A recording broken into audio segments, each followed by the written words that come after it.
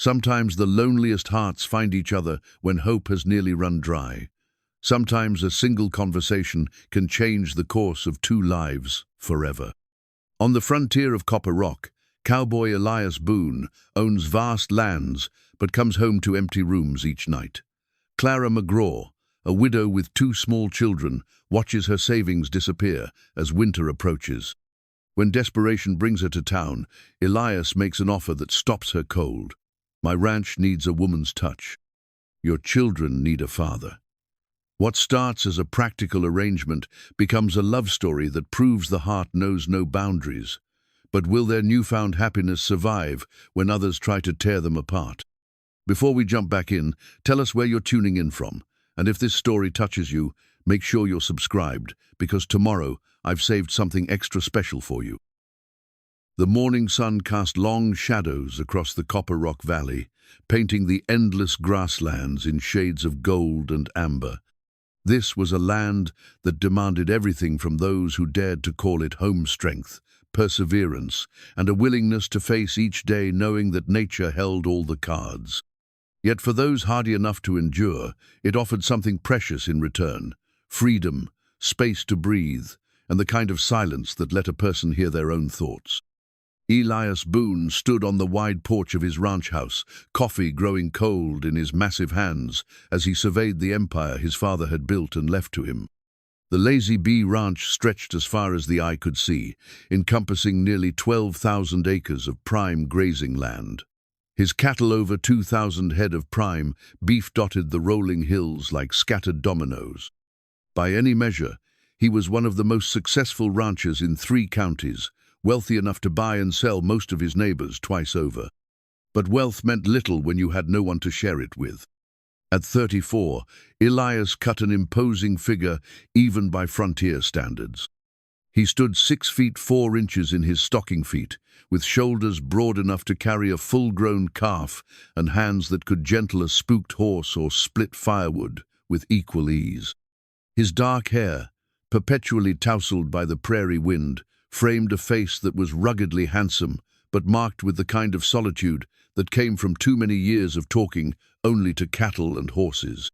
His eyes, the color of storm clouds, held depths that spoke of loss and longing he'd never voiced aloud. The townspeople of Copper Rock respected Elias Boone, but they also kept their distance.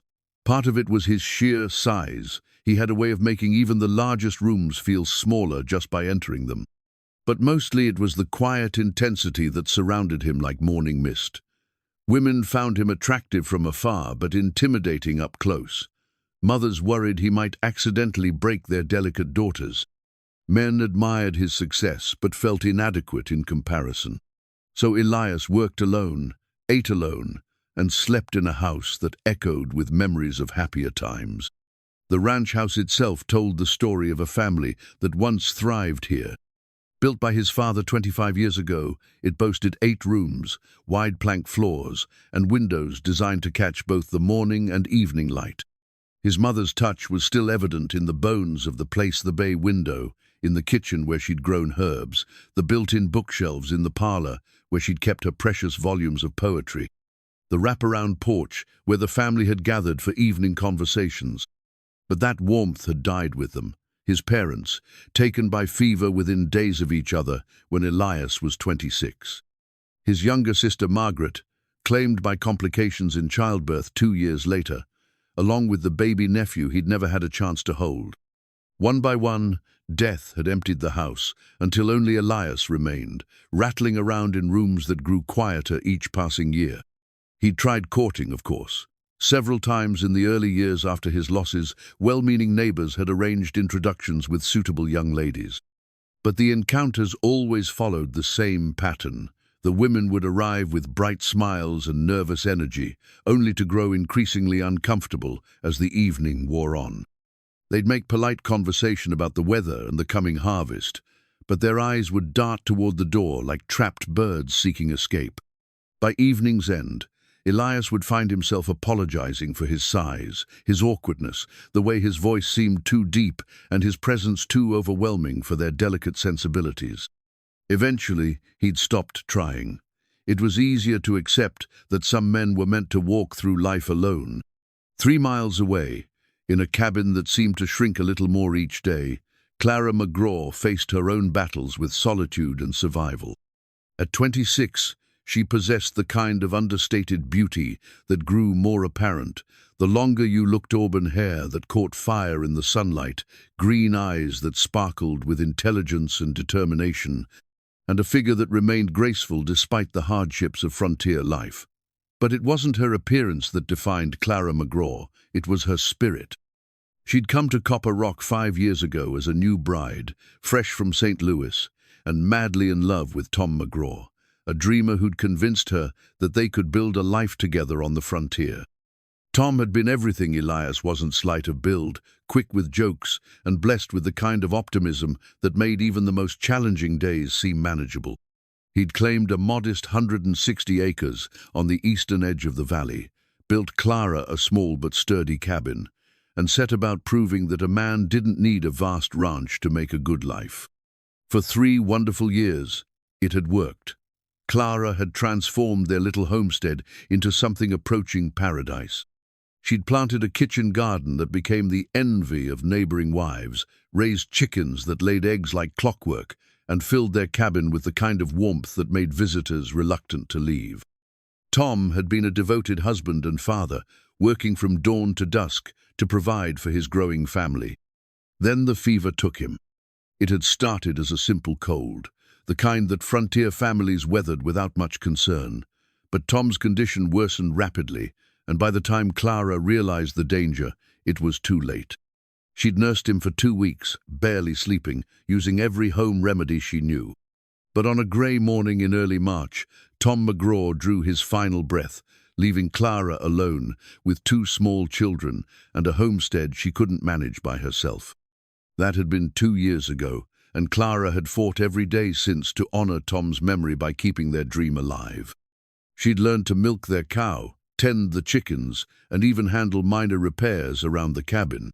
Her 8-year-old daughter Emma had become her constant helper, wise beyond her years and fiercely protective of their little family. 5-year-old Samuel, who barely remembered his father, clung to his mother with the instinctive understanding that she was all that stood between him and an uncertain world. But love and determination could only stretch so far when measured against the harsh realities of frontier economics. The homestead that had seemed so promising with Tom's strong back and optimistic spirit now felt like an anchor, dragging Clara toward the bottom of a very deep lake. The few cattle Tom had managed to acquire before his death had been sold one by one to pay for medicine, then food, then basic necessities. The small crop she'd managed to plant last spring had been adequate for their own needs, but produced little surplus to sell. Winter was coming, and Clara's remaining savings wouldn't cover both heating fuel and enough food to see them through to spring. She'd considered taking in washing or sewing, but the nearest neighbors were miles away, and most frontier families handled such tasks themselves. The idea of moving back east, perhaps to live with Tom's sister in Kansas City, crossed her mind regularly. But the train fare for 3 people might as well have been a fortune. Besides, this land held all her memories of Tom. Leaving would feel like abandoning him all over again. So Clara rose each morning, braided her hair with practiced efficiency, dressed Emma and Samuel in their patched but clean clothes, and faced another day of making $1 stretch like elastic. She'd learned to find small joys: Samuel's delighted laughter when he found a particularly interesting bug, Emma's careful stitches as she practiced needlework, the way the sunset painted their cabin walls golden each evening. But late at night, when the children were asleep and the silence pressed close around her, Clara allowed herself to acknowledge the truth. She couldn't speak aloud. She was failing. Despite all her efforts, all her love, all her determination, she was losing the battle to provide the kind of life her children deserved. The town of Copper Rock itself sat at the intersection of 2 dirt roads, a collection of weathered buildings that served the scattered ranching community for 50 miles in every direction. Murphy's General Store anchored the main street, its shelves stocked with everything from penny candy to farming implements. The Silver Dollar Saloon provided refreshment and entertainment for cowboys and travelers, while Reverend Hamilton's small church offered spiritual comfort on Sundays. Morrison's office doubled as the unofficial community center, where folks gathered to share news and gossip. It was a tight-knit community, the kind where everyone knew everyone else's business but also stood ready to lend a hand during hard times. They'd watched Clara's struggles with sympathy and offered what help they could, a jar of preserves here, an offer to watch the children there. But frontier etiquette demanded that such assistance be subtle and temporary. Too much charity would wound a person's pride, and pride was often all a frontier family had left when everything else was taken from them. The evening that would change everything began like countless others. Clara had spent the day wrestling with her account books, trying to find a way to make her remaining dollars cover the approaching winter's necessities. The numbers, no matter how she arranged them, always came up short. Finally, as Samuel grew fussy with hunger and Emma's concerned glances became too pointed to ignore, Clara made a decision. She would swallow her pride and ask Murphy at the general store for credit. It went against everything she'd been taught about self-reliance. But her children's welfare outweighed her personal dignity. Perhaps she could work off the debt somehow, or arrange to pay in installments once her situation improved. With her jaw set in determination and her children bundled against the evening chill, Clara hitched their tired mare to the small wagon and headed toward town. The ride gave her time to rehearse her words, to practice the kind of humble but dignified request that might move Murphy's practical heart without completely destroying her self-respect. She had no way of knowing that Elias Boone, wrestling with his own demons, had chosen that same evening to ride into town. Nor could she imagine that their paths were about to cross in a way that would transform both their lives forever. As her wagon wheels creaked along the familiar road toward Copper Rock, Clara McGraw was still thinking like a woman alone, planning for a future that included only herself and her children. The possibility that someone else might want to share that future, someone whose own heart had been waiting in silence for exactly this moment, hadn't even occurred to her. But the frontier had a way of surprising even those who thought they understood its harsh lessons. And sometimes, just sometimes, those surprises turned out to be the best kind of gift a person could receive. The foreclosure notice arrived on a Tuesday morning, delivered by a nervous young clerk who couldn't meet Clara's eyes as he handed her the official envelope. She'd been expecting it, had seen it coming like a storm on the horizon, but the reality still hit her like a physical blow. 60 days. That's all she had left. Clara stood in her doorway, the paper trembling in her hands as she read the cold, legal language that would separate her children from the only home they'd ever known. The bank in Copper Falls had been patient, more patient than most would have been with a widow trying to manage a loan. But patience had its limits, and Clara had finally reached theirs. "Mama?" Emma's voice was small and worried. At 8 years old, she'd learned to read her mother's expressions with frightening accuracy. "What does the paper say?" Clara folded the notice carefully, her mind already racing through possibilities that seemed to grow thinner by the minute. "Nothing for you to worry about, sweetheart. Why don't you help Samuel with his arithmetic while I think for a bit?" But there wasn't much thinking to be done. The numbers were what they were, and no amount of wishful reasoning would change them. She owed the bank $347, a sum that might as well have been $3,000 for all her ability to raise it. Her livestock consisted of one aging milk cow, a handful of chickens, and the mare that pulled their wagon. Even if she sold everything she owned, it wouldn't cover half the debt. The afternoon stretched endlessly as Clara moved through her daily tasks like a woman in a dream. She fed the chickens, gathered eggs, helped Emma with her sewing, and prepared a simple supper of beans and cornbread. But all the while, her mind kept circling back to that terrible number. 60 days. By evening, a desperate plan had formed in her thoughts. Murphy at the general store had always been kind to her, had even extended small amounts of credit in the past. Perhaps if she explained the situation, he might know of someone needing domestic help or have heard of opportunities in town. It was a slender hope, but it was all she had. Emma, I need to go into town for a few things. Can you watch Samuel for me? Emma nodded solemnly, already reaching for the rifle Tom had taught Clara to use. At 8, she was far too young for such responsibility, but frontier children grew up fast. We'll be fine, Mama. Samuel and I will lock the door and wait for you. The ride into Copper Rock gave Clara time to rehearse her words, to practice the kind of humble dignity that might move Murphy's practical heart. She would not beg Tom's memory deserved better than that, but she would swallow her pride if it meant keeping a roof over her children's heads. The sun was setting as she reached the outskirts of town, painting the buildings in shades of gold and crimson. She guided the mare toward Murphy's general store, her heart hammering against her ribs as she prepared for what might be the most important conversation of her life. That's when she saw him. Elias Boone emerged from the shadowy alley beside the store, like something from a dream or perhaps a nightmare, depending on your perspective.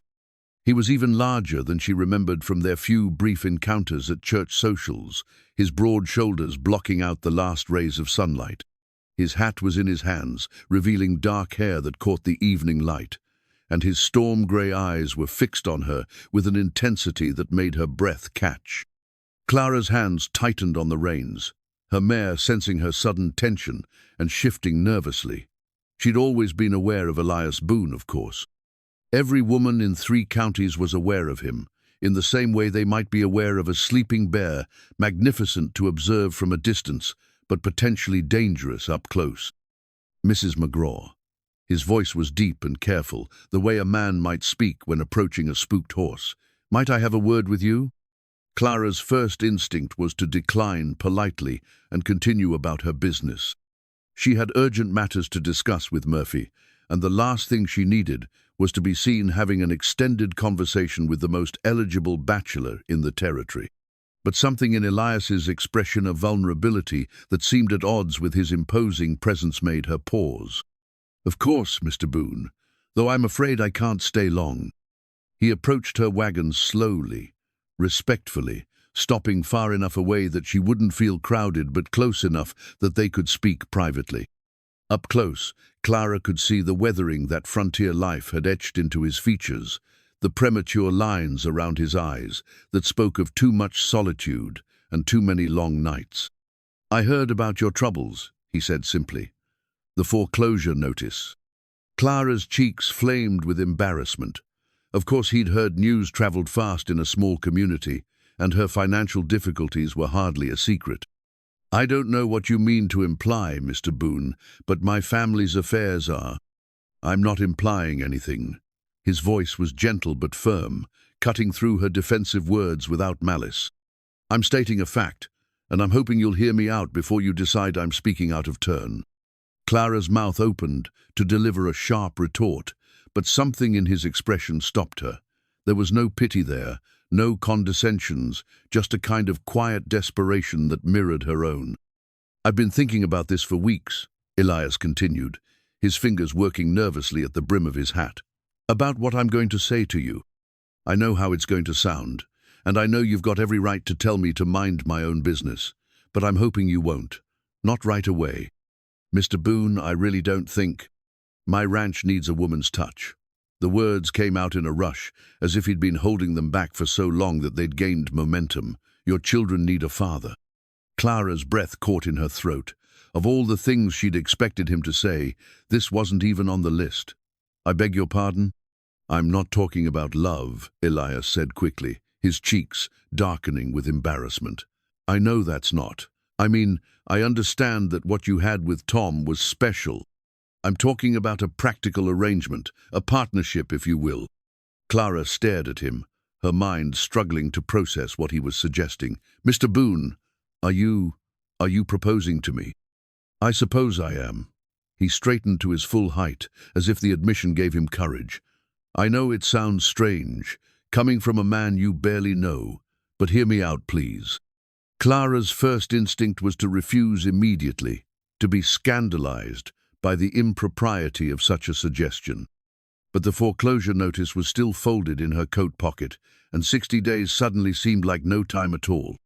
I have 12,000 acres of the best grazing land in 3 counties, Elias continued, his voice growing stronger as he spoke.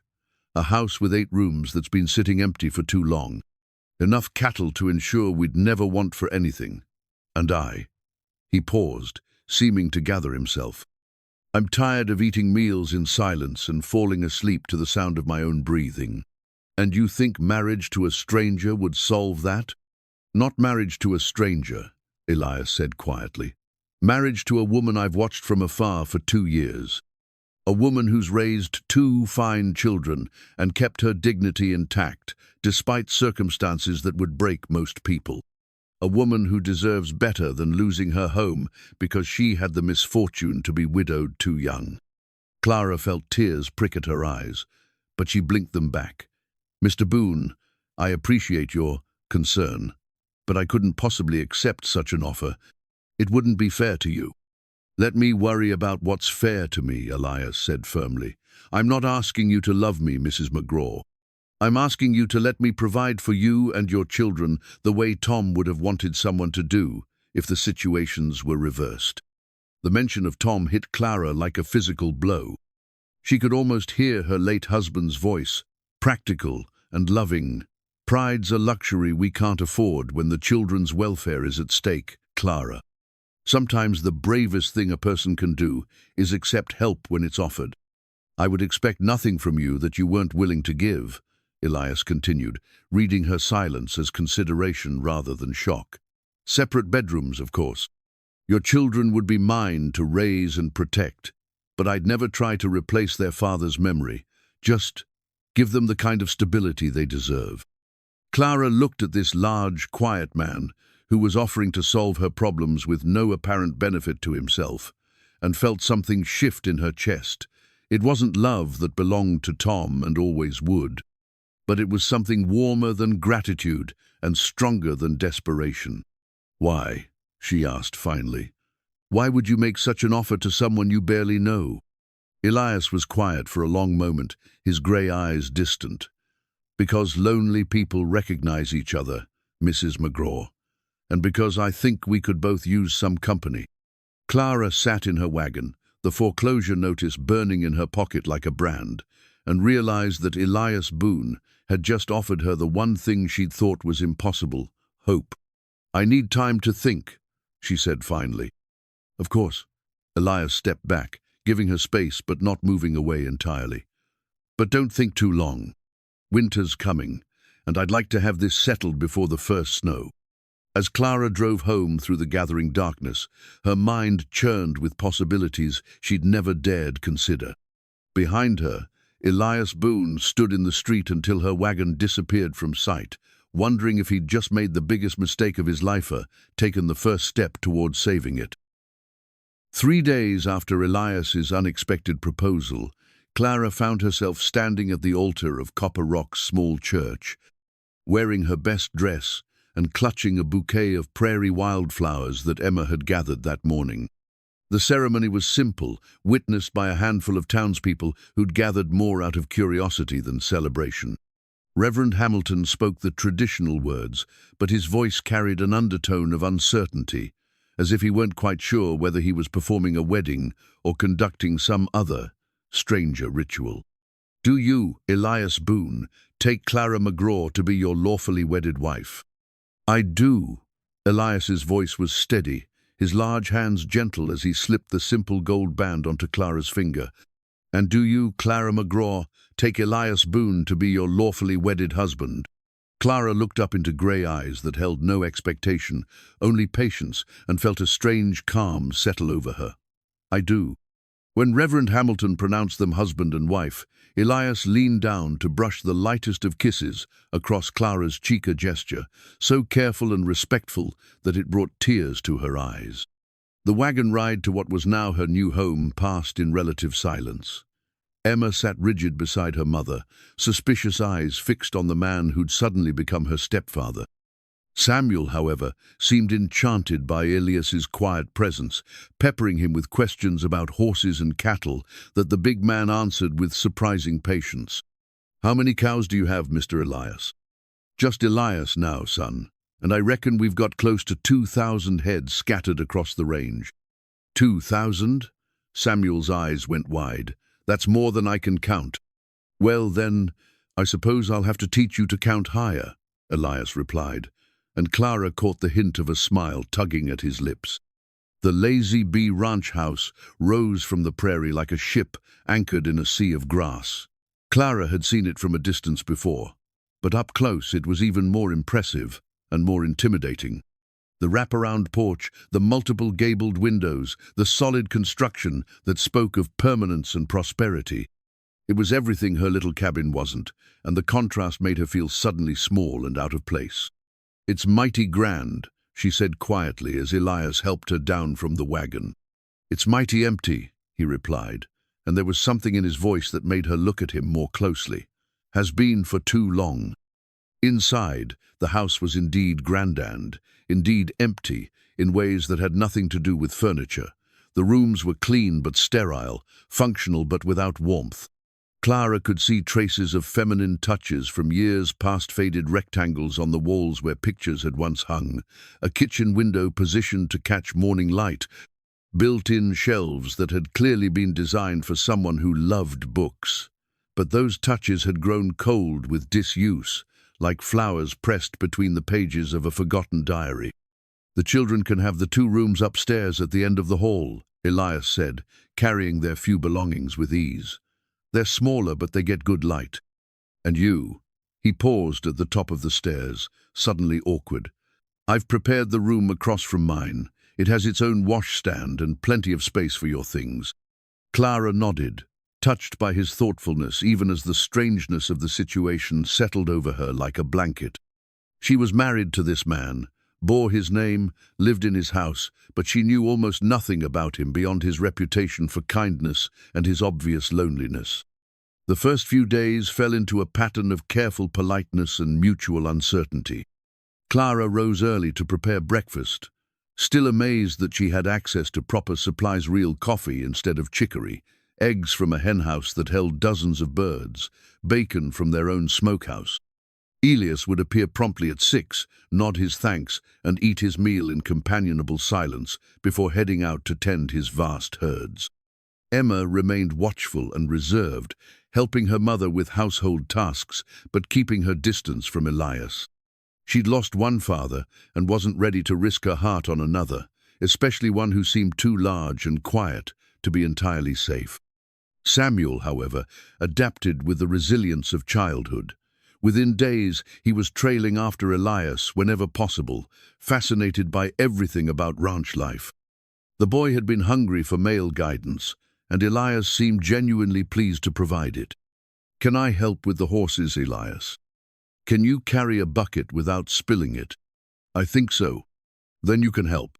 Clara watched these interactions from the kitchen window, a wooden recipe box her mother had given her as a wedding gift, sitting open on the counter. The box contained dozens of carefully written cards, instructions for everything from Sunday pot roast to Christmas cookie sand. She'd been methodically working through them, trying to transform Elias's functional kitchen into something that felt more like home. The house itself seemed to respond to her presence.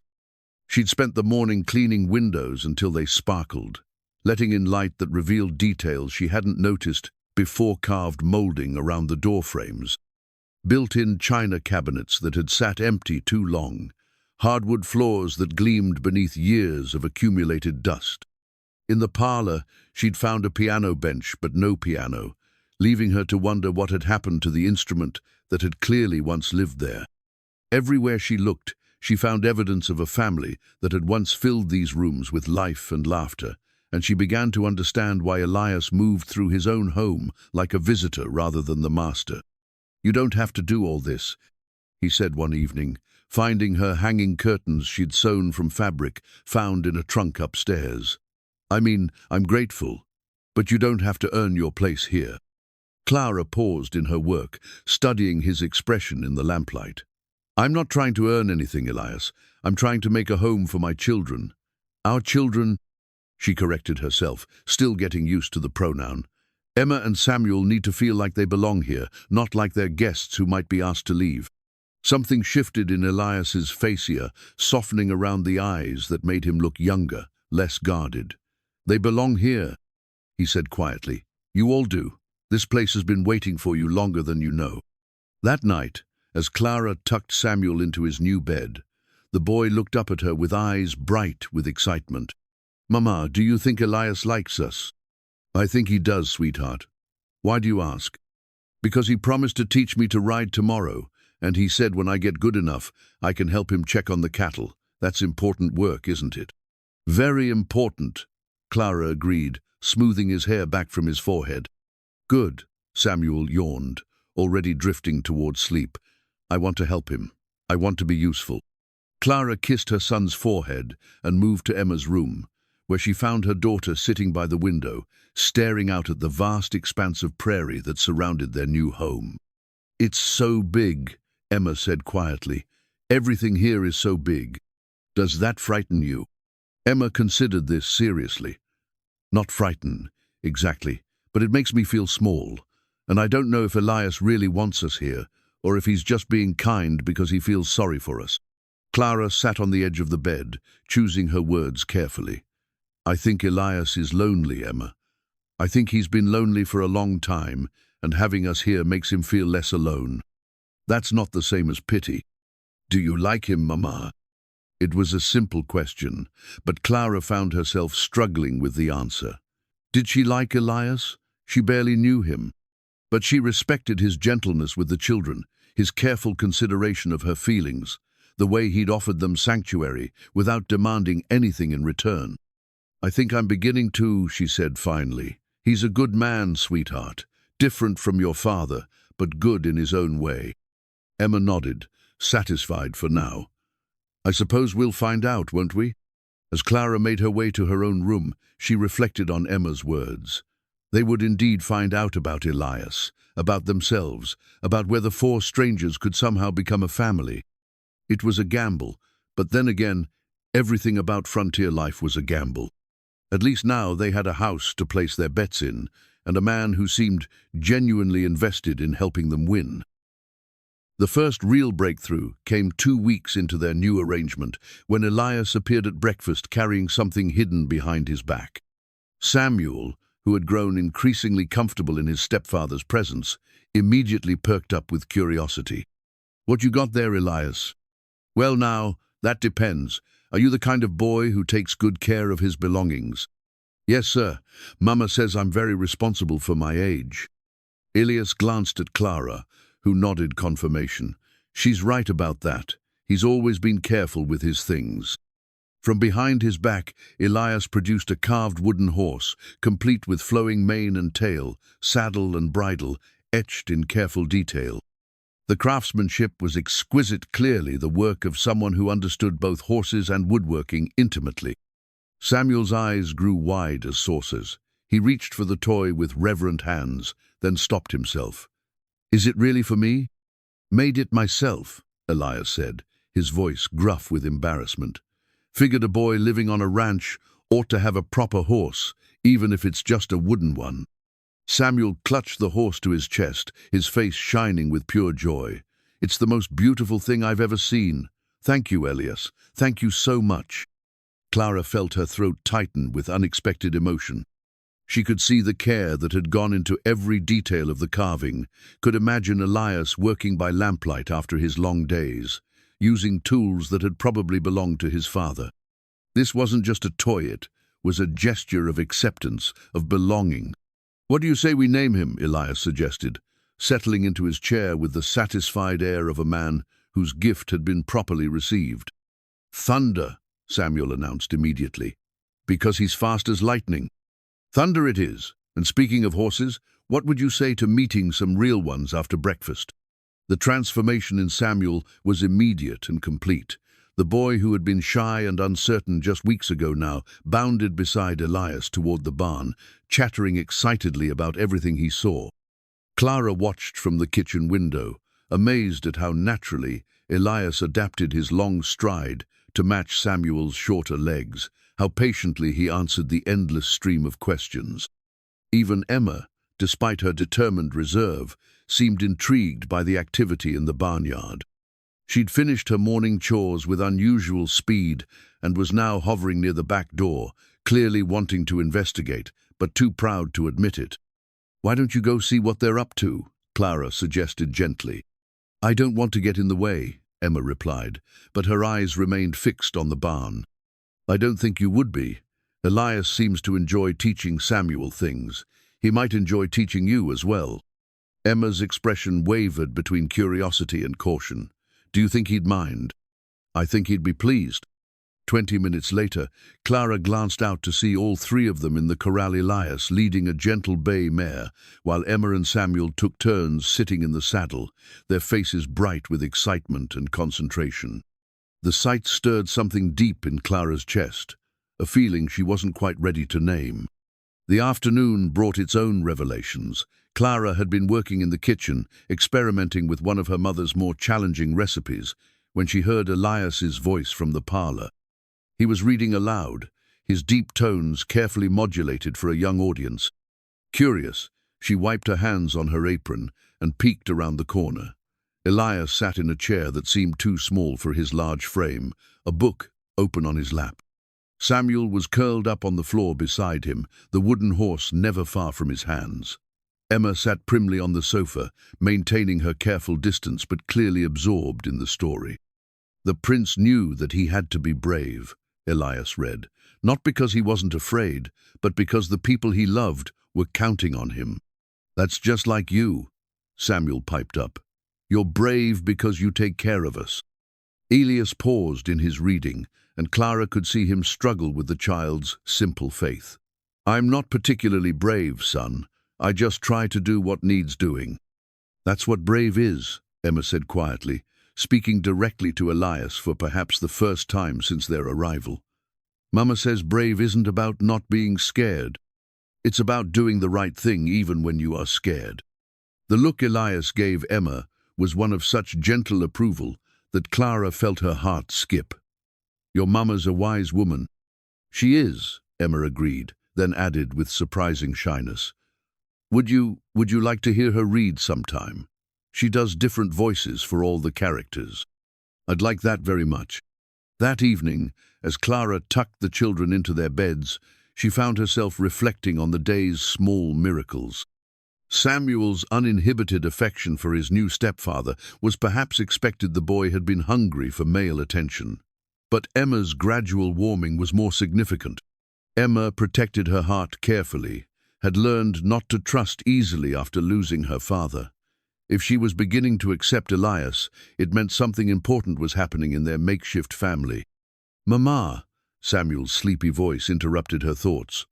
"Do you think Elias was lonely before we came here?" "I think he was, sweetheart. Why do you ask?" "Because his eyes used to look sad, but they don't anymore. Not as much, anyway." From the mouths of babes, Clara kissed her son's forehead, marveling at his perceptiveness. Children saw things adults often missed, felt truths that complicated minds dismissed. In Emma's room, she found her daughter carefully arranging her few precious possessions on the dresser, a daguerreotype of Tom, a locket that had belonged to her grandmother, and now, somewhat surprisingly, a handful of wildflowers. "Those are lovely," Clara observed. "Where did they come from?" "Elias picked them," Emma admitted. "When we were out with the horses, he said they matched my eyes." She touched one of the petals gently. "Papa used to pick flowers for me too." Clara's breath caught. This was the first time Emma had mentioned her father, without sadness clouding her features. The first time she'd compared Elias to Tom, without it feeling like a betrayal. "He did indeed. Your father loved you very much." "I know, and I think maybe Elias could love us too, if we let him." Clara sat on the edge of the bed, overwhelmed by her daughter's wisdom. "Would you like that?" "I think so. He's not Papa, and he never will be, but he could be something else, something good." After the children were asleep, Clara made her way downstairs to find Elias sitting at the kitchen table, carefully oiling a piece of leather tack. His large hands moved with surprising delicacy, and she realized this was how he'd spent many evenings before their arrival, alone with his thoughts and the endless small tasks that kept a ranch running. "Thank you," she said quietly, settling into the chair across from him. He looked up, surprised. For what? The horse, the reading, the way you've been with the children. You didn't have to. Yes, I did. His voice was firm but gentle. They're my children now, Clara. Maybe not by blood, but by choice. And children need to know they're valued, that they belong somewhere. Is that what you needed growing up? Elias was quiet for a long moment, his hands still working the leather. My father was a good man, but he wasn't much for showing affection. Believed hard work and discipline were the best gifts he could give me. Maybe he was right. Those things certainly served me well. But there were times I would have traded all the discipline in the world for just knowing he was proud of me. I'm sure he was. Maybe, but Samuel and Emma won't have to wonder. He looked up, meeting her eyes directly. They'll know. Clara felt something shift in her chest, a warmth that had nothing to do with gratitude and everything to do with recognition. This man, this gentle giant who carved toys by lamplight and read stories with different voices, was exactly the kind of father her children deserved.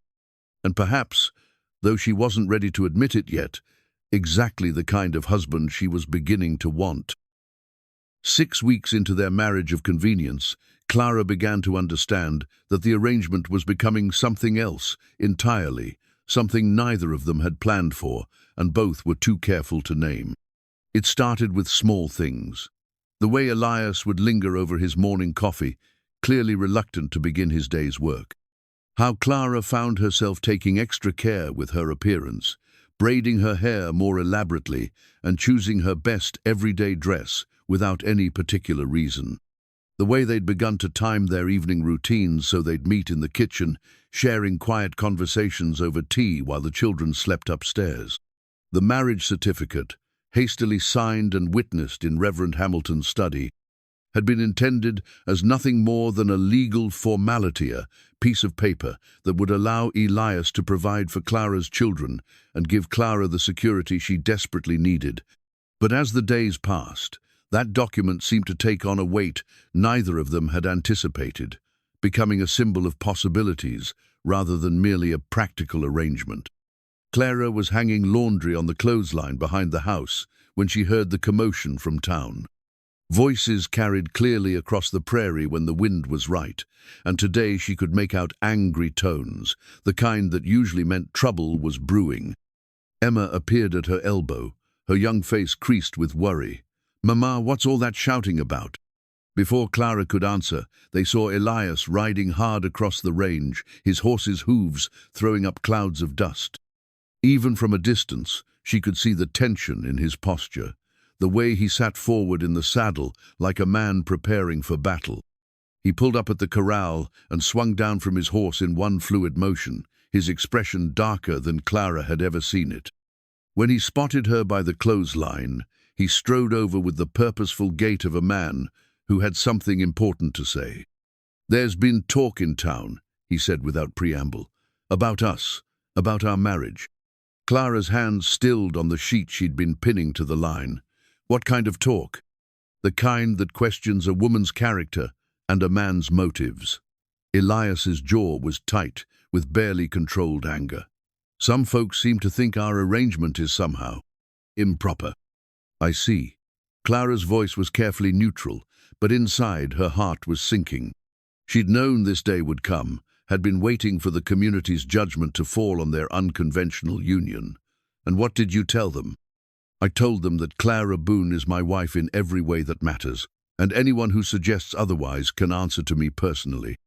The way he said her married name sent a shiver through Clara that had nothing to do with the autumn breeze. Clara Boone. She'd been signing it on papers for weeks now, but hearing it spoken with such fierce protectiveness made it feel real in a way it never had before. "Elias, you don't have to defend." "Yes, I do." He stepped closer, his grey eyes intense. "You're my wife, Clara. These children are mine to protect. And I'll be damned if I let a bunch of gossips make you feel ashamed of what we've built here." Emma had been listening with the wide-eyed attention of a child learning important lessons about the adult world. Now she spoke up, her voice small but determined. "What did they say about Mama?" Clara started to deflect, But Elias knelt down to Emma's level, his expression gentling. "Some people don't understand that families can be formed in different ways, sweetheart. They think because your mama and I married quickly, it must mean something bad about us." "But that's silly," Emma said, with the brutal honesty of childhood. "We needed a father, and you needed a family. What's bad about that?" "Nothing at all," Elias agreed. "Not a single thing. And that's what I told Mr. Hendricks when he suggested your mother had married me for money." Clara gasped. "Herbert Hendricks said that?" "Among other things." Elias's expression hardened again. "He seemed to think it was his business to inform me that I'd been taken advantage of by a scheming widow." The words hit Clara like physical blows. To have her motives questioned, her character impugned, her desperate choice to protect her children twisted into something mercenary and calculating it was almost more than she could bear. "I should go speak with him," she said, her voice shaking with anger and hurt. "I should explain. You should do no such thing." Elias rose to his full height, and for the first time since she'd known him, Clara understood why some people found him intimidating. Hendricks got the explanation he deserved, and if he's smart, he'll keep his opinions to himself from now on. "What did you tell him?" "The truth. That I'm the luckiest man in 3 counties to have found a woman willing to take on a lonely old rancher and turn his empty house into a home. That any man who can't see the value in that is too blind to deserve my respect." Clara felt her eyes fill with tears, but they weren't tears of sadness. They were something else entirely, a overwhelming mixture of gratitude, affection, and something that felt dangerously close to love. That evening, after the children were tucked into bed and the dishes were cleared away, Clara found herself standing in the parlor, looking at the marriage certificate that hung in a simple frame on the wall. Elias had insisted on displaying it there, he'd said, so that anyone who entered their home would know immediately that this was a legitimate family. Having second thoughts, Clara turned to find Elias standing in the doorway, his expression carefully neutral, but his eyes watchful. "About what?" "About all of this. About being married to a man who attracts gossip just by showing his face in town." Clara studied his face, seeing past the surface calm to the vulnerability beneath. Despite his fierce defense of their marriage earlier, he was afraid that the town's disapproval would drive her away, that she'd decide the arrangement wasn't worth the social cost. "The only second thoughts I'm having," she said quietly, "are about whether I deserve a man who would stand up for me the way you did today." Something shifted in Elias's expression, surprise, giving way to something deeper, warmer. "Clara, I mean it." She turned to face him fully, her heart hammering with the courage it took to speak honestly. "When I accepted your proposal, I thought I was getting a roof over my head and security for my children. I didn't expect to get a husband who would defend my honor against the whole town. Any decent man would do the same." "No," Clara said firmly. "Any decent man might feel obligated to defend his wife's reputation. But you defended me. Not just my reputation, but me. There's a difference." Elias was quiet for a long moment, his grey eyes searching her face. "What are you saying, Clara?" "I'm saying that this arrangement of ours isn't feeling much like an arrangement anymore, at least not to me." The words hung in the air between them, charged with possibility and risk. Clara had crossed some invisible line, moved from the safety of their practical partnership into territory that was far more dangerous and infinitely more promising.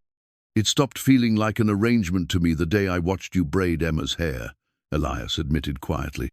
"She was sitting so still, trying to be good, and you were humming under your breath while you worked.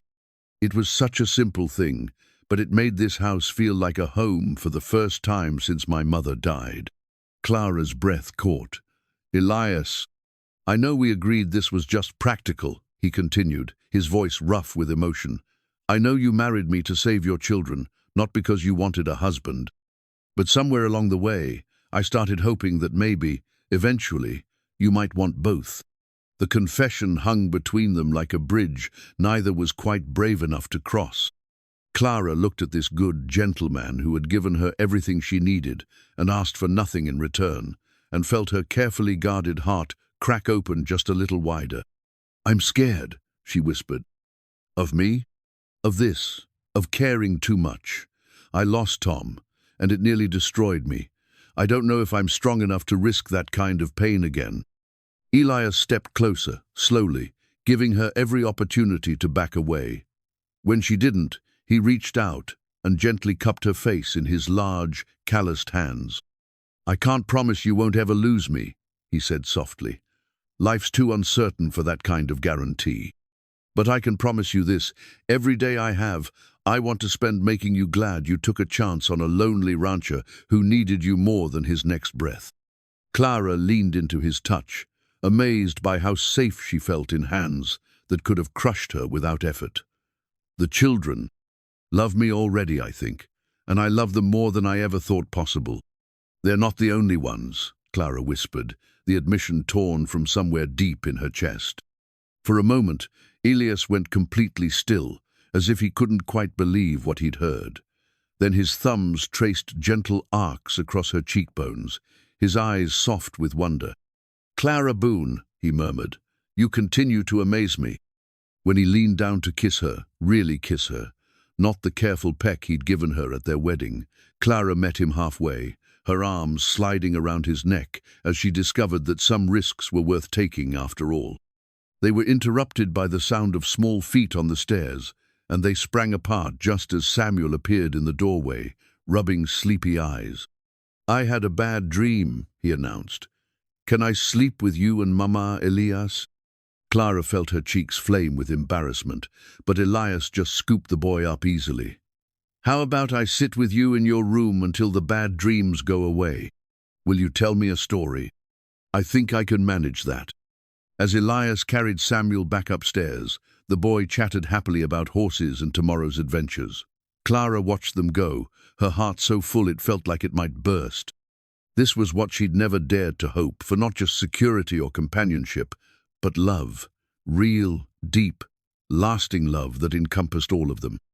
Later, when the house was quiet again, and she was alone in her room, Clara looked at herself in the mirror and saw someone she barely recognized. The desperate, frightened widow was gone, replaced by a woman who glowed with newfound happiness and possibility. Tomorrow would bring new challenges, she knew. The gossips would continue to whisper, and there would always be those who questioned the legitimacy of their unconventional family. But tonight, Clara Boone fell asleep with a smile on her face, finally beginning to believe that some fairy tales actually could come true. The change in their relationship was subtle but unmistakable. Where before they had moved around each other with careful politeness, now there were small touches, Elias's hand on Clara's shoulder as he passed behind her chair, Clara's fingers brushing his as she handed him his morning coffee. The children noticed, of course, with the sharp instincts of youth, but they seemed pleased rather than concerned by the growing warmth between their parents. It was Emma who brought Clara the bundle of letters. "I found these when I was cleaning out the trunk in my room," she said, holding out the packet tied with a faded blue ribbon. "They're Papa's letters to you, aren't they?" Clara's breath caught as she recognized Tom's careful handwriting on the envelopes. She had thought these letters lost, had looked for them frantically when they'd packed their few belongings to leave the cabin. Finding them now felt like receiving a message from beyond the grave. Where were they? Wrapped in that old quilt at the bottom of the trunk, the one with the star pattern. Clara's mother's wedding quilt. She must have packed the letters there without thinking, her grief-stricken mind trying to preserve the most precious remnants of her old life. Now, holding them in her hands, she felt the weight of the past pressing against the promise of the future. "Would you like me to leave you alone to read them?" Emma asked, with the sensitivity that seemed to come naturally to her. "No, sweetheart. Stay with me. These letters are part of our family's history, yours and Samuel's as much as mine." They settled together on the sofa in the parlor, the afternoon light streaming through windows that Clara had cleaned until they sparkled. With careful fingers, she untied the ribbon and opened the first letterone Tom had written during their brief courtship, full of dreams and promises about the life they would build together. "My dearest Clara," the familiar handwriting began, "I count the days until I can make you my wife and bring you to our little piece of paradise. I know the cabin isn't much to look at now, but with your touch, it will become the kind of home that makes a man eager to return each evening. I promise to love you, protect you, and work every day to be worthy of the gift of your heart." Clara's eyes filled with tears, but they weren't entirely sad. These words, written by a young man dizzy with love and optimism, belonged to a different time, a different version of herself. The woman who had received this letter had been young and innocent, untested by loss or hardship. The woman reading it now was someone else entirely stronger, wiser, tempered by grief but not broken by it. "He loved you very much," Emma observed quietly. "He did, and I loved him. But love isn't a finite thing, sweetheart. The heart doesn't run out of room just because it's been filled before." Emma was quiet for a moment, processing this adult wisdom with the seriousness she brought to all important matters. "So you can love Papa and still love Elias?" "I think so, in different ways for different reasons, but yes." "Good," Emma said with evident relief, "because I think he loves us, all of us, and it would be sad if you couldn't love him back because of Papa." Clara hugged her daughter close, amazed once again by the child's emotional intelligence. "When did you become so wise?" "I've been thinking about it a lot, about families and love and how things change. I decided that Papa would want us to be happy, even if that means loving someone new." That evening, Clara found herself in the unusual position of having time to herself. Elias had taken both children to check on a fence line, and for the first time in months, the house was completely quiet. She used the solitude to read through the rest of Tom's letters, letting herself remember the young woman she'd been and the dreams they'd shared. By the time she reached the last letter written just days before Tom's death, when he was already sick but still trying to be strong for her, Clara knew what she needed to do. She carefully folded the letters, retied the ribbon, and placed them in the cedar chest in her bedroom. Not hidden away like shameful secrets, but preserved like precious memories that deserved honor but no longer ruled her heart. When she heard the sound of returning horses, Clara went to the kitchen window to watch her family come home, because that's what they were family. Not Tom's widow and her children seeking shelter, but Elias's wife and their children returning from an adventure together. Elias helped Samuel down from his horse, ruffling the boy's hair as he chatted excitedly about everything he'd seen. Emma slid down from her own mount with growing confidence, her riding skills improving daily under Elias's patient instruction. They looked, Clara realized, like any ranch family returning home after a day's work. When Elias looked up and saw her watching from the window, his face transformed with a smile that made her heart skip. He raised his hand in a small wave, a gesture both intimate and casual that spoke of belonging, of home, of a future. They were building together one small moment at a time. At dinner, Samuel regaled them with a detailed account of their afternoon adventure.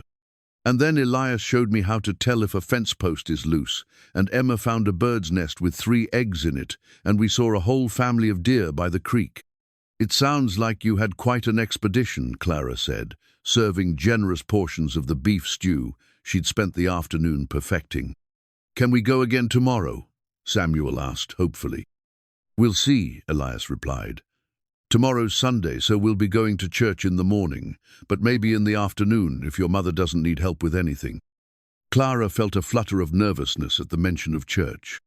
It would be their first time attending services since their marriage, and she knew the congregation would be watching them with keen interest, looking for signs that their union was either legitimate or scandalous. "Are you worried about facing people?" Elias asked quietly, reading her expression with the growing accuracy of a man learning to know his wife. "A little," Clara admitted, "but not enough to hide away. We have nothing to be ashamed of." "No, we don't." Elias reached across the table to squeeze her hand. "And anyone who suggests otherwise will have to answer to me." That night, after the children were asleep, Clara found Elias on the front porch, enjoying the cool evening air and the spectacular display of stars that only the prairie could provide. She settled beside him on the porch swing he'd built just last week, another small improvement that transformed the house from a bachelor's refuge into a family home. "I read Tom's letters today," she said quietly. Elias went still beside her, and I realized that I'm not the same woman who received them. The Clara who married Tom was young and sheltered, looking for someone to build a life with. The Clara who married you had already lived a life, lost it, and was trying to find the courage to risk living again. Clara. I'm not finished. She turned to face him, needing him to see the certainty in her eyes. I loved Tom with the heart of a girl who thought love meant never having to be afraid. I love you with the heart of a woman who knows that real love means being brave enough to be afraid and choosing to stay anyway. The kiss he gave her then was different from their first, deeper, more certain, flavored with the promise of a future they were choosing together rather than stumbling into by accident. When they finally broke apart, Elias rested his forehead against hers. I love you too, Clara Boone, more than I ever thought it was possible to love another person, even though I come with complications. Especially because you come with complications. Those complications are what make us a family. As they sat together under the vast prairie sky, Clara felt the last walls around her heart crumble completely. She had found her home not just in this house or this land, but in the arms of a man who loved her enough to let her heal at her own pace, who cherished her children as his own, and who promised her not perfection but presence, not forever but today and tomorrow, and as many days as they were given. It was enough, more than enough. It was everything. The revelation came on a Tuesday morning, delivered by a man in an expensive suit who looked distinctly out of place against the rugged backdrop of the Lazy Bee Ranch. Harrison Blackwood had the kind of polished appearance that spoke of eastern cities and business dealings, but his eyes held the calculating coldness of a predator who had learned to dress like a gentleman. Clara answered the door with flour, still dusting her hands from the morning's baking, expecting perhaps a traveling salesman or someone seeking directions. Instead, she found herself face to face with a stranger whose presence immediately set her nerves on edge. Mrs. Boone, I presume. I'm Harrison Blackwood, and I believe we have business to discuss. I'm sorry, but I don't believe we do. If you're looking to speak with my husband about ranch matters, he's out with the cattle and won't return until evening. Blackwood's smile was all teeth and no warmth. Actually, it's you I've come to see, specifically about a certain piece of property you used to own, your former homestead. Clara's blood ran cold. I don't own that property anymore. The bank foreclosed. Ah, but that's where things get interesting. Blackwood reached into his coat and withdrew a leather portfolio. You see, I've recently acquired that property from the bank, and in the process of surveying it, I've made some rather remarkable discoveries. He opened the portfolio and spread several official-looking documents across the porch rail. Clara could see maps, geological surveys, and what appeared to be assay reports, all stamped with various governmental seals. Your little homestead, Mrs. Boone, sits directly on top of one of the richest silver veins ever discovered in this territory. Conservative estimates suggest it could yield upwards of $50,000 in precious metals over the next 5 years. Clara stared at the papers, her mind struggling to process what she was hearing. $50,000 a fortune beyond anything she could have imagined. Enough money to secure her children's futures, to live comfortably for the rest of her life, to never again face the desperate circumstances that had driven her to accept Elias's proposal. I don't understand. If the property is so valuable, why are you telling me about it? Blackwood's expression shifted, becoming almost paternal in its false sympathy. Because, my dear woman, I suspect you were maneuvered into giving up that land under false pretenses. The bank knew about these mineral rights when they foreclosed on you. They also knew that a certain wealthy rancher had been making inquiries about purchasing properties in that area. The implication hit Clara like a physical blow. You're suggesting that Elias... I'm suggesting that your husband is a very smart businessman who saw an opportunity and took it. Think about the timing, Mrs. Boone. Your foreclosure notice, his sudden proposal, the hasty marriage, it all fits together rather neatly, doesn't it? Clara felt the world tilt beneath her feet. The papers rustled in the prairie wind, their official seals and technical language, a stark contrast to the simple life she'd been building with Elias and the children. "You're wrong," she said, but her voice lacked conviction. "Elias didn't even know about the homestead's value." "Didn't he?" Blackwood gathered the papers with theatrical care. "Are you so certain about that?" "A man doesn't accumulate the kind of wealth your husband possesses without being very well informed about local opportunities. The geological survey was completed 6 months before your foreclosure. The information was available to anyone with the right connections." Clara's mind raced, trying to remember the exact sequence of events that had led to her marriage. Had there been signs she'd missed? Moments when Elias had seemed too conveniently prepared with solutions to her problems. "Even if what you're saying is true," she said, her voice stronger now, "it doesn't matter. I lost the property fair and square. The debt was real, and I couldn't pay it." "Ah, but that's where you're wrong." Blackwood's smile widened.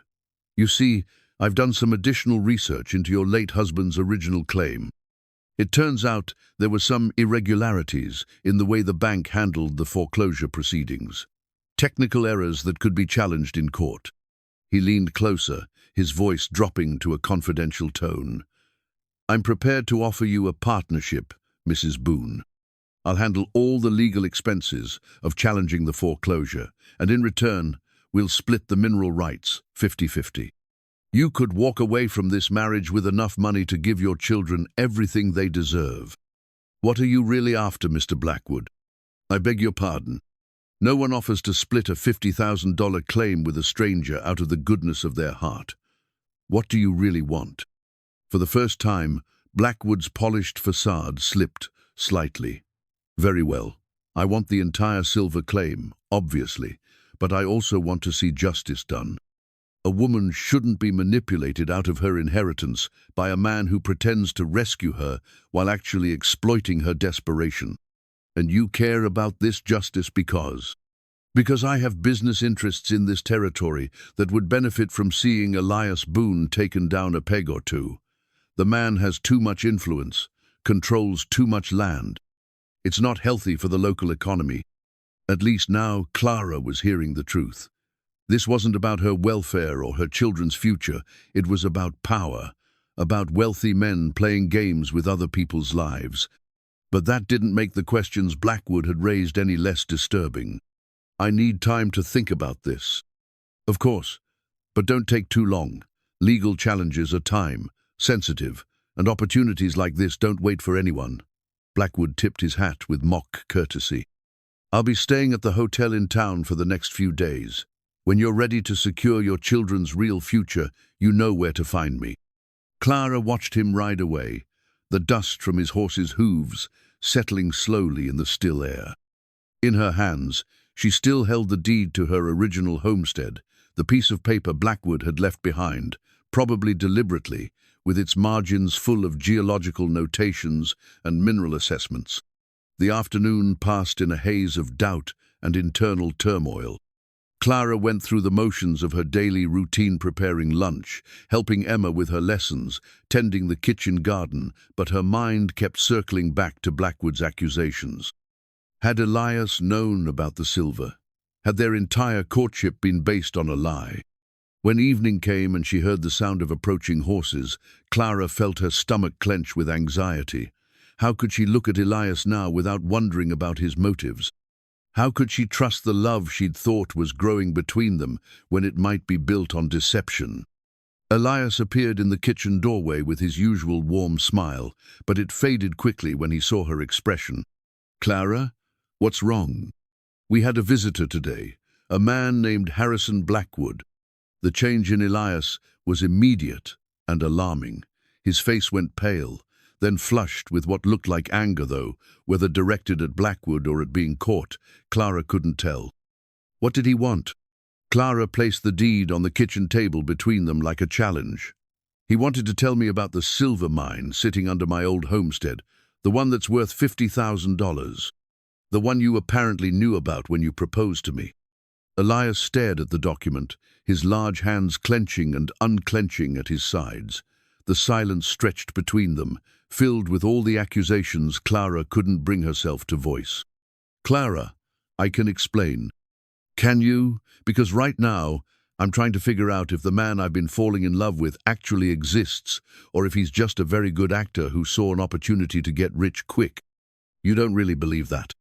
"I don't know what I believe anymore." Clara's voice broke slightly. "Tell me the truth, Elias. All of it. Did you know about the mineral rights when you proposed to me?" Elias was quiet for a long moment, his grey eyes full of pain and something that looked like shame. When he finally spoke, his voice was barely above a whisper. "Yes, I knew." The simple admission hit Clara harder than any elaborate explanation could have. In that moment, everything she'd thought she understood about their relationship crumbled into dust. "Get out," she said quietly. "Clara, please, let me explain. Get out of my kitchen, get out of my sight. I can't look at you right now." As Elias's footsteps retreated toward the barn, Clara sank into a chair and buried her face in her hands. Upstairs, she could hear Emma and Samuel getting ready for bed, innocent of the fact that their carefully constructed world was falling apart around them.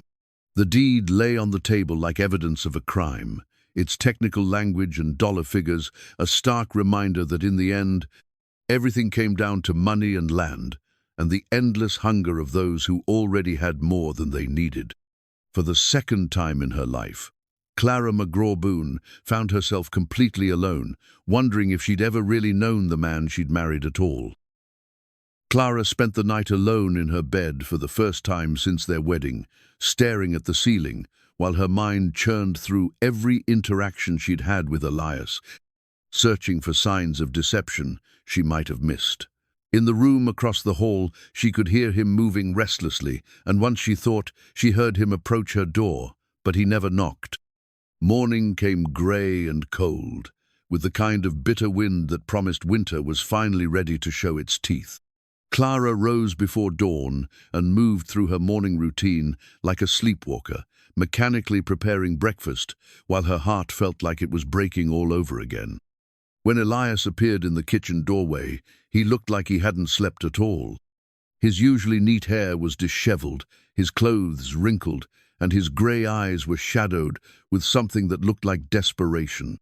"Clara, please, let me explain what really happened." She didn't look up from the coffee she was pouring. "I think you've explained enough." "No, I haven't. Yes, I knew about the mineral survey. Yes, I knew your land might be valuable, but that's not why I proposed to you." "Then why did you?" The question came out sharper than she'd intended, edged with all the pain and betrayal she'd been carrying since yesterday. Elias pulled out a chair and sat down heavily, his massive frame somehow managing to look diminished. "Because I'd been watching you for months, Clara. Watching you struggle and survive and never give up, even when any sensible person would have admitted defeat. Because every time I saw you in town with Emma and Samuel, I thought about how empty my house felt and how much I wanted to be the kind of man worthy of a woman like you. How convenient that helping me also happened to benefit your business interests." "Damn my business interests." The vehemence in his voice made Clara look up sharply. "Do you think I need more money, more land? I already have more than I can spend in 3 lifetimes. If I'd wanted that silver, I could have bought your debt from the bank directly and foreclosed on you myself." Clara felt something shift inside her chest, but she wasn't ready to let go of her anger yet. "Then why didn't you tell me? Why let me find out from a stranger?"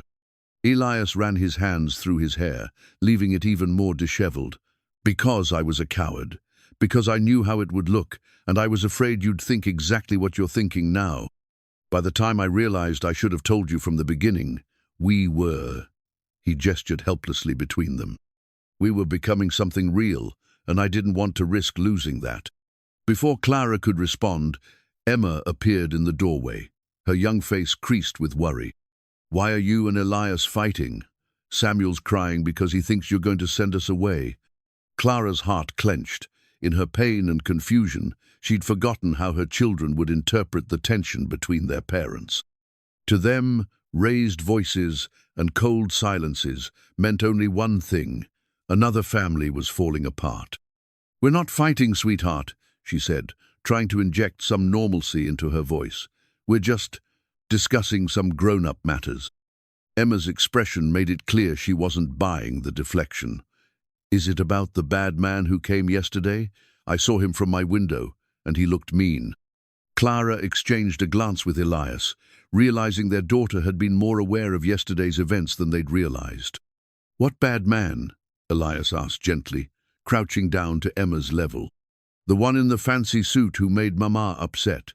He had cold eyes like a snake. Out of the mouths of babes." Clara remembered thinking something similar about Blackwood's calculating gaze.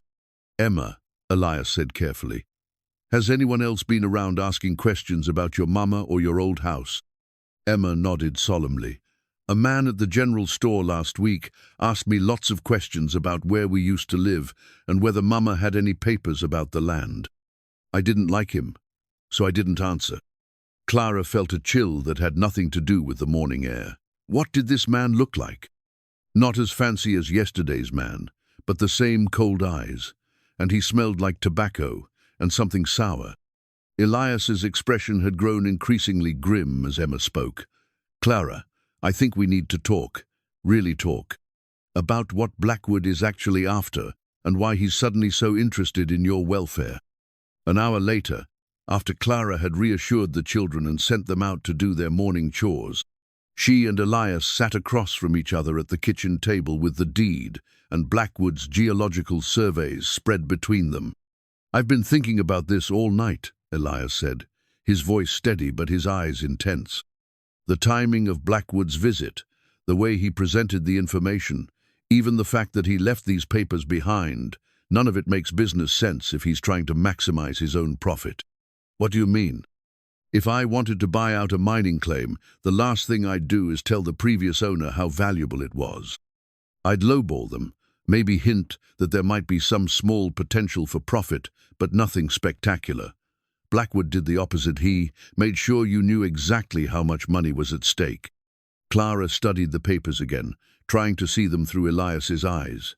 "So what's his real angle?" "I think he wants to destroy our marriage. The mining claim is just the excuse." "But why would he care about our marriage?" Elias was quiet for a long moment, his fingers drumming against the table. "Because Harrison Blackwood has been trying to buy ranch land in this valley for the past 2 years, and I've been the biggest obstacle to his plans. He's made offers on 6 different properties, and in every case, I either outbid him or convinced the sellers to hold on to their land." "Why?" "Because men like Blackwood don't build communities, Clara. They extract value and move on.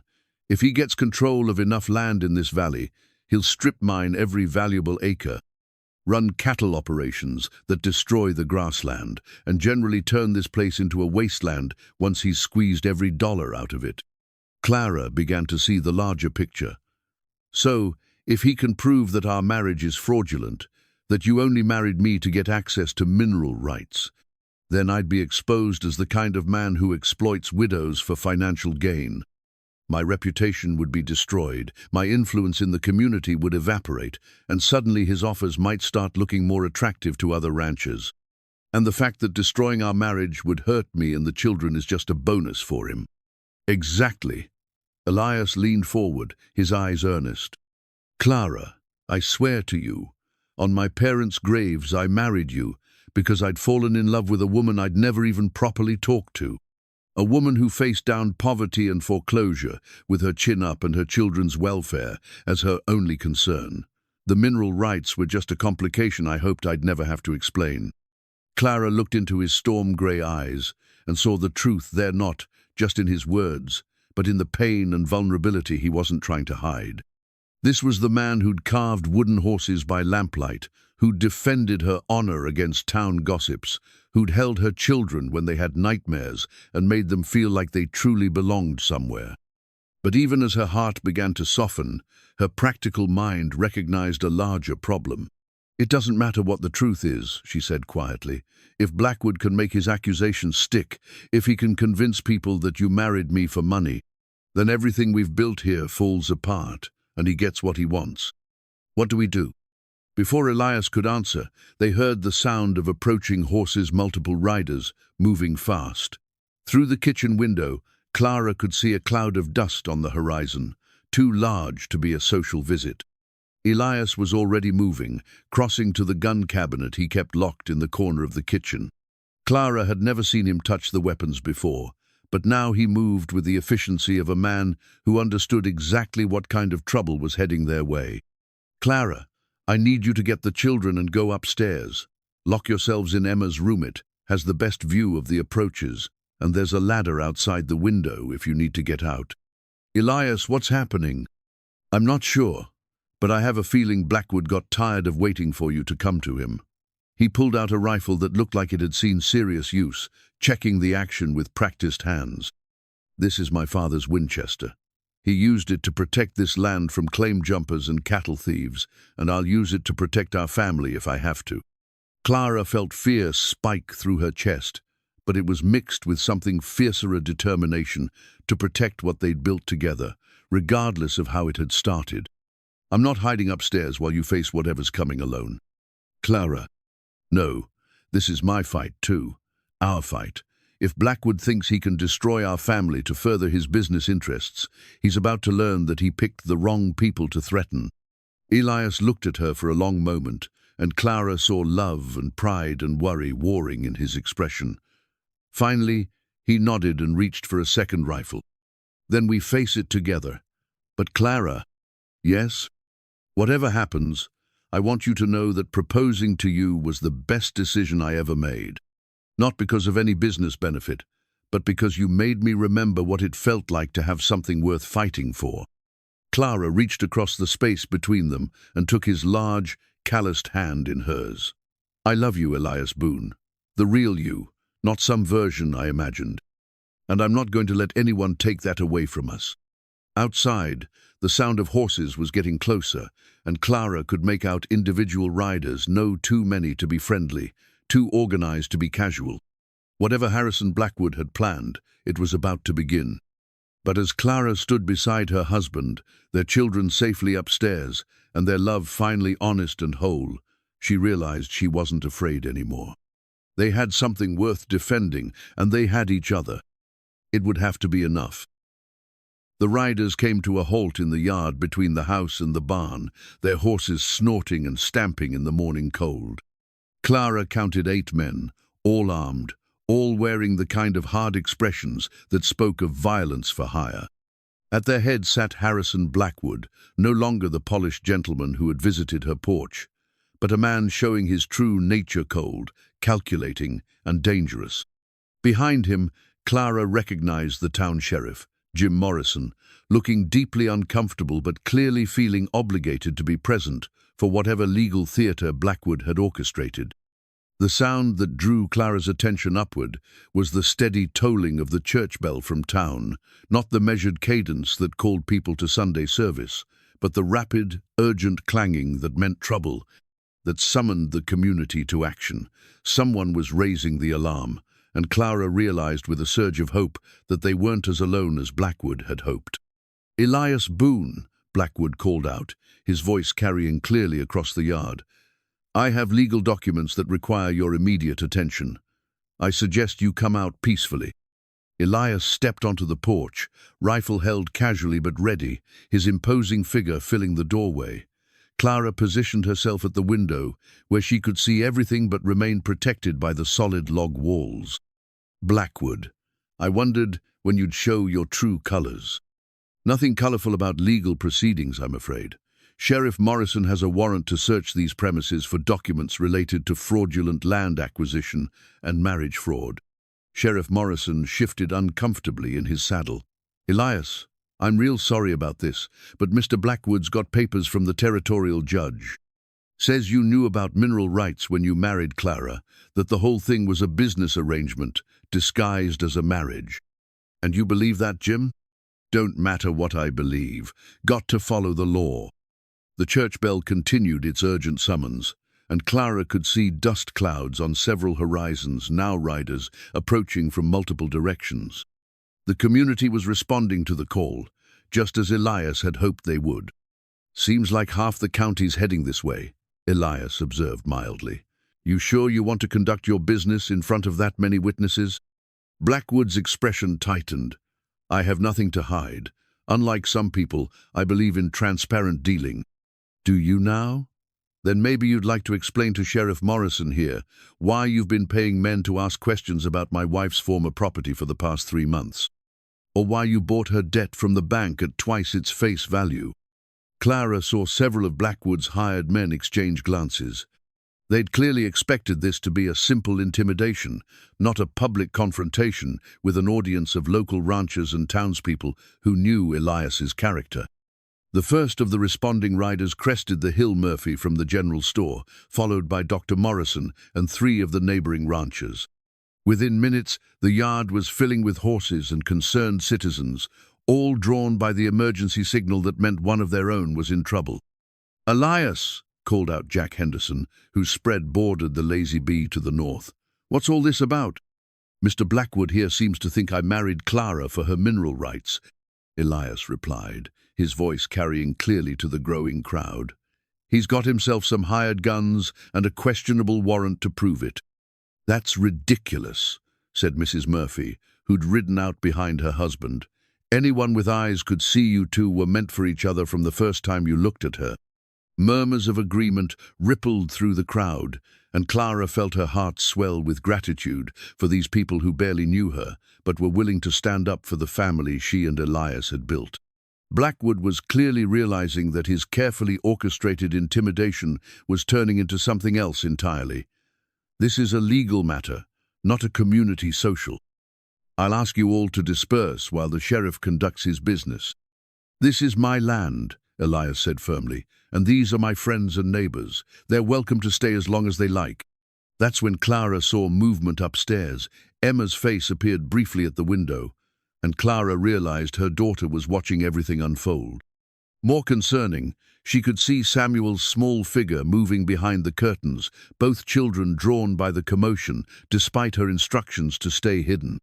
The decision formed in Clara's mind with crystalline clarity. She wasn't going to hide while other people fought for her family's honor. She wasn't going to let her children watch from the shadows while their home was threatened. And she certainly wasn't going to let Harrison Blackwood destroy everything they'd built with lies and legal manipulations. Clara stepped onto the porch beside her husband, and the effect was immediate. The conversations in the yard quieted, all attention focusing on the woman at the center of the controversy. "Mr. Blackwood," she called out, her voice steady and clear. "You wanted to discuss my business. Let's discuss it. Right here, right now, in front of everyone." Blackwood's eyes narrowed. "Mrs. Boone, this is hardly the appropriate venue." "On the contrary, it's the perfect venue. You see, these people are my community now. They're the ones who'll be affected by whatever lies you're planning to spread. Don't they deserve to hear the truth?" The crowd pressed closer, sensing that something significant was about to unfold. Clara could feel their support like a warm blanket around her shoulders, giving her strength for what she knew would be the most important conversation of her life. Behind her, she heard the soft sound of the front door opening and small feet crossing the porch. Emma and Samuel had decided to join their parents, and Clara felt a fierce pride at their courage, even as she worried for their safety. The battle for their family's future was about to begin. Clara felt Emma's small hand slip into hers and Samuel press against her other side, their presence giving her strength, even as it raised the stakes of what was about to unfold. The entire community of Copper Rock seemed to be gathered in their yard now, faces she recognized from church socials and town meetings, all waiting to hear what she had to say. "Mr. Blackwood claims that my husband married me to gain access to mineral rights on my former property," Clara began, her voice carrying clearly across the crowd. "He suggests that our marriage is fraudulent, that I've been deceived, and that Elias took advantage of my desperation." Murmurs of skepticism rippled through the gathered townspeople. These were folks who had watched Clara struggle as a widow, who had seen the genuine affection growing between her family and Elias. "The truth," Clara continued, "is both simpler and more complicated than Mr. Blackwood wants you to believe." She reached into her apron pocket and withdrew the deed to her former homestead, holding it up so everyone could see. "Yes, This land apparently contains valuable mineral deposits. Yes, my husband knew about that possibility when he proposed to me. But what Mr. Blackwood doesn't want you to know is why that information matters to him. Blackwood's face was growing red with anger.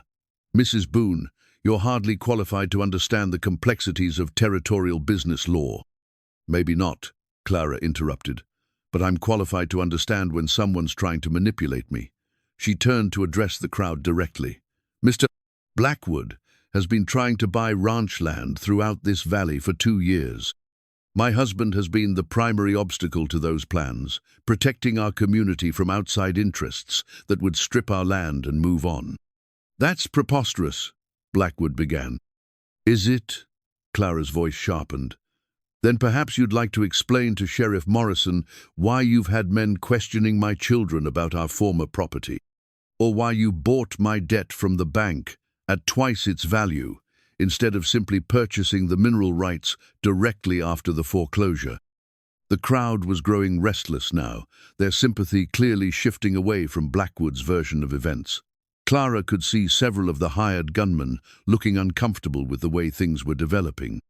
The truth is, Clara continued, Mr. Blackwood needs our marriage to be fraudulent for his larger plans to work. If he can destroy Elias's reputation, if he can paint him as the kind of man who exploits widows, then other ranchers might be more willing to sell to outside interests. This is ridiculous, Blackwood snapped. Sheriff Morrison, I demand you execute that warrant immediately. But Sheriff Morrison was looking increasingly skeptical. Harrison, these are some pretty serious accusations Clara's making. Maybe we should hear her out. Clara felt Emma squeeze her hand and drew strength from her daughter's trust. I married Elias Boone because I was desperate, yes, because I needed security for my children and a home we couldn't lose. But he married me because he'd been watching me struggle for months and couldn't stand to see it continue. She looked at Elias, seeing love and pride shining in his grey eyes. Could he have bought my debt directly and claimed the mineral rights without marrying me? Absolutely. Would it have been easier and more profitable? Certainly. But that's not the kind of man my husband is. Then prove it, Blackwood challenged.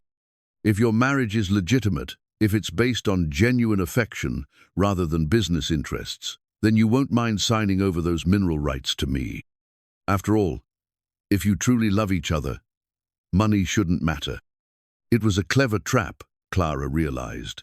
If she refused, it would seem to validate his claims about their mercenary motives. If she agreed, he'd get what he really wanted, and control of the valuable land. But Clara had learned something important during her time on the frontier. Sometimes the best way to deal with a snake was to let it show its true nature. That's an interesting proposal, Mr. Blackwood, but I have a counteroffer. She stepped forward, and the crowd leaned in to hear her words. If you're so concerned about justice and proper legal procedures, then let's make this truly legal. I challenge the validity of your warrant and your claims in territorial court with a proper judge and jury. Blackwood's confident expression faltered slightly. That's unnecessary. Is it? Because a legitimate legal proceeding would require you to disclose all your business interests in this territory, wouldn't it? Including your plans for the other properties you've been trying to acquire. Clara reached into her other pocket and withdrew a handful of documents she'd found in Tom's old papers, surveys, and correspondence she'd never fully understood until now. It would also require you to explain how you knew about mineral surveys that were supposedly confidential, and why you've been in correspondence with my late husband's surveyor for the past year, discussing the exact location of silver deposits on our former property. The effect was electric. Blackwood went pale, his hired men shifted nervously, and Sheriff Morrison sat up straighter in his saddle. You see, Clara continued, her voice now carrying the authority of someone who held all the cards. My husband wasn't the only one who knew about the mineral rights. The difference is, he offered me partnership and love. You offered manipulation and threats. She turned to address the entire crowd, her voice ringing with conviction. I stand before you as Clara Boone, wife to Elias Boone, mother to Emma and Samuel, and member of this community. Our marriage began as a practical arrangement, but it became something real and true and worth defending. In her hand, she held the cast-iron skillet she had grabbed from the kitchen, a simple domestic tool, but in that moment, it represented everything she was prepared to fight for. "Mr. Blackwood, I believe it's time for you and your hired thugs to leave our land, and if you come back, you'll find out just how fiercely a frontier wife protects her family." The crowd erupted in cheers and applause, and Clara knew that whatever happened next, they had won the most important battle, the fight for their community's trust and support. 3 months later, Clara stood in the parlor of the Lazy Bee ranch house, adjusting the collar of her best dress, while Emma fussed with the wildflowers they'd arranged in her mother's good vase. Through the window, she could see Elias and Samuel in the yard, both dressed in their Sunday finest, greeting the guests who had begun to arrive for what the whole territory was calling the real wedding. The legal battles with Harrison Blackwood had been resolved swiftly once the territorial judge reviewed all the evidence. Blackwood's warrant had been declared invalid, his business practices exposed as fraudulent, and his hired intimidators had scattered like leaves in the wind when faced with the united opposition of the Copper Rock community. The man himself had left the territory entirely, his schemes in ruins and his reputation destroyed. But more importantly, the crisis had forced Clara and Elias to confront the true nature of their relationship, to move beyond the practical arrangement that had brought them together and acknowledge the deep, genuine love that had grown between them. "Mama, you look beautiful," Emma said, stepping back to admire her handiwork. At nearly 9 years old, she had blossomed into a confident young lady who clearly adored her stepfather and embraced her role as the family's eldest child. "Thank you, sweetheart. Are you sure you're ready for this?" Emma's smile was radiant. "I've been ready since the day Elias taught me to ride thunder. That's when I knew he was going to be my real papa, not just the man who married you to help us." Thunder was Samuel's horse, a gentle mare that Elias had purchased specifically for the boys' riding lessons. The wooden horse he'd carved still held a place of honor on Samuel's dresser, but the 6-year-old had graduated to the real thing under his stepfather's patient guidance. The sound of approaching wagons drew Clara's attention back to the window.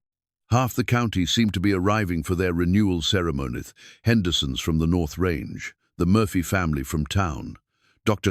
Morrison and his wife, even Reverend Hamilton, who had insisted on officiating despite Clara's protests that they were already legally married. "A marriage that begins with necessity," the good Reverend had explained, "deserves to be celebrated when it blooms into love." Clara watched Elias greet their guests with the easy confidence of a man who had found his place in the world. The solitary rancher who had once intimidated people with his size and silence had been transformed by love and family into a pillar of the community, the kind of man neighbors turned to for advice and assistance. "Mrs. Boone." Samuel appeared in the doorway, his hair slicked down with water and his face shining with excitement. "Papa says it's time." "Papa." Samuel had started using the term naturally, without prompting or discussion, about a month after the confrontation with Blackwood. Clara had found Elias in tears the first time he heard it, overwhelmed by the simple gift of a child's acceptance and love. They made their way onto the front porch, where the entire community had gathered in a semicircle around Reverend Hamilton.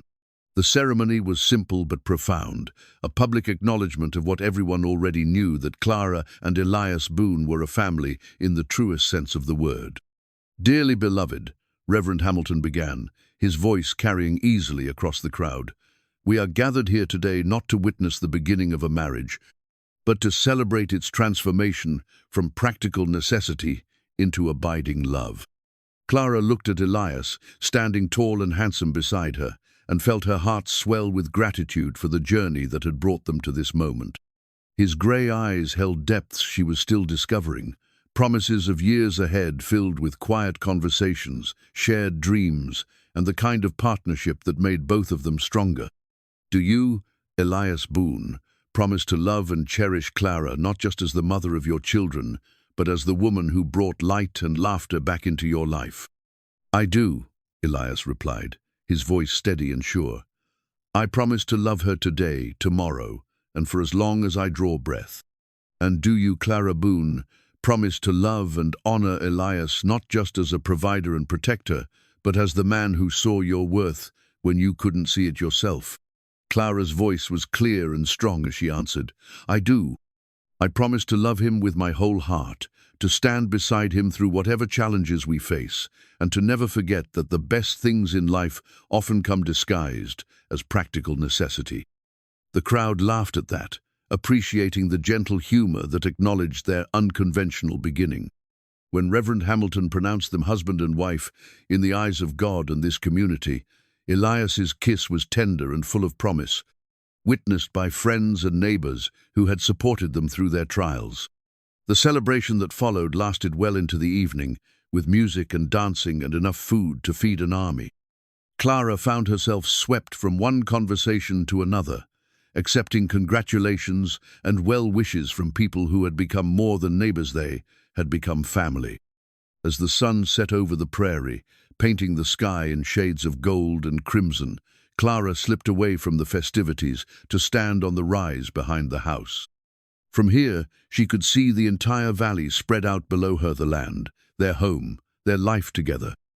"Hiding from your own party," Elias's voice was warm with amusement as he joined her on the small hill. "Just taking a moment to appreciate how far we've come." Elias wrapped his arms around her from behind, and Clara leaned back against his solid warmth. "Any regrets?" "Only one," Clara said, turning in his arms to face him. "I regret that it took us so long to admit what everyone else could see from the beginning." "And what's that?" "That we were meant to find each other. That sometimes the most practical decision turns out to be the most romantic one after all." In the distance, they could hear the traveling photographer setting up his equipment, preparing to capture the family portrait that would commemorate this day. Emma and Samuel were already positioning themselves for the picture, their faces bright with happiness and belonging. "Ready to make it official?" Elias asked, nodding toward the photographer. Clara looked at her husband, her real husband now, in every sense that matter at hand, at the children who had brought them together and the community that had embraced them, and felt complete in a way she'd never thought possible. "I've been ready since the day you told a desperate widow that your ranch needed a woman's touch," she said. "I just didn't realize it at the time." Hand in hand, they walked back toward their house, their family, and their future, a future built on the solid foundation of love that had grown from the most practical of beginnings into something as vast and enduring as the prairie sky above them. The photographer's flash captured them in that moment, for people who had found each other across the lonely distances of the frontier and discovered that home wasn't a place, but the people you chose to love and who chose to love you back. In years to come, when Emma and Samuel had children of their own, they would tell the story of how their parents found each other not through poetry or romance, but through honesty, necessity, and the kind of practical love that builds strong families and lasts a lifetime. And in the telling, they would always emphasize the most important part, that sometimes the best love stories begin with the simplest words, "My ranch needs a woman's touch. Your children need a father," and grow into something that proves the heart, like the frontier itself, holds infinite possibilities for those brave enough to claim them.